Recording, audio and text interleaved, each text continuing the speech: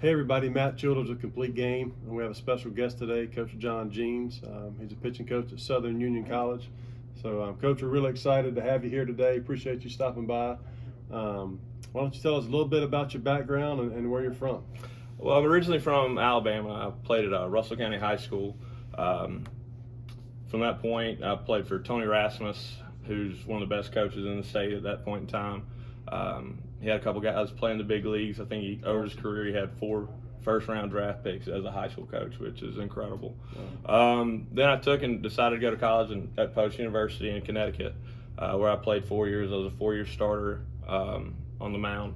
And then from that point, I got out of baseball, and I said it's the only thing I know, so I got into coaching. I started coaching at the University of Cumberland in Williamsburg, Kentucky. I spent a year there. Then I spent 3 years at Middle Georgia in Cochran, Georgia, a year at Chipola, and then 2 years at USC, and now I'm at Southern Union. Awesome. So it's been kind of a fun little ride. Well, that's great, and you have a lot of experience. I know we've communicated over the years, and you always have a lot of good information to tell the kids and the parents. So just a little bit about your school in particular, and then we'll get into what you look for when you're recruiting a player. But tell us a little bit about Southern Union. We're a Division I junior college in Wadley, Alabama. We've got great facilities. We're a fully funded junior college, which means we have 24 scholarships, which consist of books, tuition, and fees, not dorms or anything like that. So we're pretty well taken care of as far as our players go. We also offer a presidential scholarship for all those good grades guys. If you're a 3.0 with a 20 on your ACT, you would get the exact same scholarship as our baseball scholarship is. So we try to do a good job recruiting guys in the classroom as well. This is our head coach's first year as a head coach. This is my first year there. So we're trying to look to see if we can get this thing rolling again. That's great, man. Tell us a little bit about when you're out recruiting, looking at high school players. I know that's kind of a loaded question, whether it be pitching or position players, and I know you guys recruit everybody. A little bit about what you look for when you're on the recruiting trail. I mean, I think it's a common misconception that each level looks at a different type of player. I think that's kind of the biggest misconception. I think every single school is out there trying to find the exact same player. Guys that throw hard, can hit the ball at the ballpark, and run fast. Right. That's just bottom line. But as far as other than those things, I mean, I look for intangibles. Is the kid going to be coachable? What is he like in the dugout? How does his teammates respond to him? Is he going to be someone I'm going to enjoy working with on a daily basis? Because I think that's a big misconception that, I've got to have a working relationship with you to maximize your ability. So intangibles, I think if you can dominate the intangibles, that's a big deal for me. If you can't carry on a conversation, that's a huge turnoff. Just because I can't work with you. Right. So I think that's a big thing I would say. It's just ability to carry on conversations. Are you a good person? Do you work hard? Do you do all the things that don't take talent, pretty much? Right. I know we did a session a couple of weeks ago talking about character and the importance of grades. We feel more so in baseball than any other sport because you guys, want to make sure that the student athlete's going to be eligible after the first semester. And the restrictions of scholarship money compared to other sports for baseball, making sure that the kid, has the intangibles that are going to want to be there for 2, 3, 4 years, depending on which school they go to. No, I mean, I think that's a huge ordeal. I mean, grades show commitment, shows the ability for you to be able to navigate through a college setting. And it also, for me as a junior college, your grades, if you're a 4.0, you're open out of junior college, you're open up to every school in the country just about. So it's 97%. Right. So if you don't have great grades, you're limiting yourself in what you can do, where you can go from there. So we really stress grades at Southern Union. We had a team GPA of a 3.0 last year, which is a good thing. Awesome. But it also comes to this.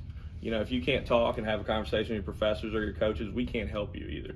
Right. So that's one thing that I do on the recruiting trails. I make sure that I have a good working relationship with these guys. Right. Well, one thing I just thought of that I'd like to cover with you while you're here from a junior college is sometimes there's a big misconception with the kids on the recruiting trail and the parents that we talk to. Sometimes they don't understand Division I, Division II, NAIA, D3 junior college. Junior college has awesome academic students, awesome athletes. The talent level is extremely high and extremely competitive across the board.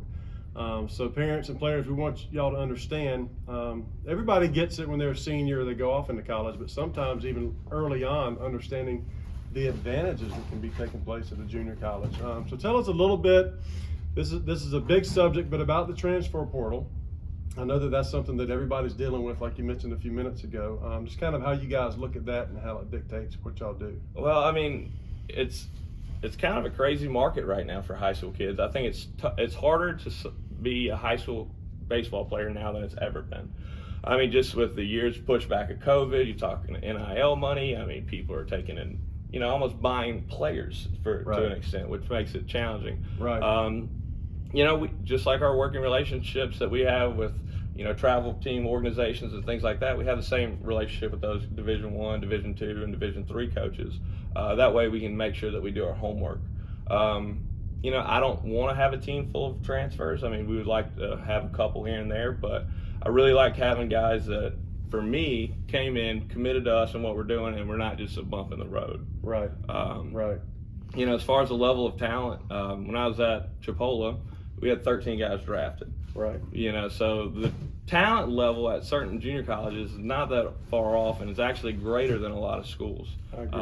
I think last time I checked, I had 5 pitchers that threw 100 miles an hour on that team at some point. Right. So it's kind of one of those things that you have to understand that, just because it's a junior college, just because it's a Division III school, it doesn't really matter where you end up. It's how you go about your business once you get there. Right. And I think I say we as baseball nationwide are trying to drive that point home to parents and players, and they realize that the competitive baseball is everywhere. Yeah. And there are advantages to going to a junior college versus a 4-year college, and each family and each individual. I mean, sometimes there's a huge advantage for a player to go to a junior college. Now there may be more Division I opportunities than they would have had out of high school. I think that happens all the time. Sure. But having those conversations where there may be a school that a kid wants to go to where his grandparents and parents went, and that's fine also. But when we're talking about baseball and recruiting and playing at the collegiate level, there's a lot that goes into it, and we really appreciate you taking the time to talk to us. So a little bit, when we wrap it up, what advice would you have to a player that wants to play at the next level that's in high school right now? Understand that you've got to dominate all the intangibles. I mean, just as far as work ethic, taking care of your body. I mean, I think that's the biggest jump you'll see is between a guy who's a freshman in college to a sophomore year is just his body. So if you come in and you're already physically more advanced and understand how to use the weight room and things like that and have the discipline to do those things, I think that's going to give you a leg up. You have to understand once you get to college, everybody's good. Right. And it doesn't matter at what level you go. There's good players everywhere. I mean, that's why scouts have to go scour the country to find them. But, the big thing I'll say is understand that you're a big fish in a small pond, but once you get there, you got to be able to adapt and be able to have the intangibles to continuously develop. Right. Because, I want my guys, I want all of them to want to go to Division I. I mean, that's my goal. I want guys that want to play professional baseball. That way they become professional people. Right. I think that's a big thing. If you can take and go to work every day and understand what you're doing and then take and continuously develop, like you're going to be a more successful member of society. And that's kind of the bigger picture for us. Right. But mainly just dominate the intangibles, be on time, work your tail off, and Right. you got to understand once you get an opportunity, you got to maximize it. Right. And I would like to say this and let you finish up with it or follow up with it, is that as Coach talking about the intangibles and dominating, talking to these college coaches and our recruiting coordinator, Adrian McClatty, that set this up today, baseball's a game of failure. You're going to fail. And I know that when you guys are on the recruiting trail, you know that, we know that. Sometimes these kids will let failure turn into 2 failures or another mistake, whether it be body language, attitude. And I know that that's really at the heart of what you guys look for a lot. So just wanted to make sure that, while the challenge is to dominate your position and your intangibles, we know that failure is going to happen and how you handle that. I know sometimes you may want to see your player have some adversity to see how he handles that. Sure. Touch on that for us for just a second. Yeah, I mean, I think it's the way to stop the downhill spiral that everyone worries about. If I see guys hanging their head, I see guys, bad body language, I know like you're beat at that point. I think that you can outcompete people. And one thing about competitors, it doesn't matter the situation, you're going to compete because that's the only thing you know. So that's a big deal for me. I mean, you can't give up. I mean, you're going to be in situations, especially in college, where your back's against the wall. I tell our pitchers every day, 7 arms are going to throw 80% of the innings. So it's your job to be in those top 7. I mean, that's just bottom line. You can get mad at me, but it doesn't matter what school you transferred to, what school you transferred from, or what high school you're at. 7 pitchers are going to throw 80% of the innings in college. Right. So, I mean, Right. you've got to understand your back's against the wall anyway. That's right. Especially, you go to some of these schools that have 60, 70 kids on their fall rosters. I mean, your back's way against the wall. So you got to bust your tail to be in that top 7 regardless of where you go. Absolutely. And if you take and, let things spiral out of control and you can't have good body language and you forget how to compete that day, it just gets worse. Yeah. I mean, you're going to understand, like every year, my job as recruiting guys to bring in better players. Right. So, I mean, if you're not ready to compete at college, it'll chew you up and spit you out pretty quick. Absolutely. Well, we really appreciate that, and thank you again so much for stopping by. And we look forward to seeing you again soon. For sure. Thanks, Coach. No problem.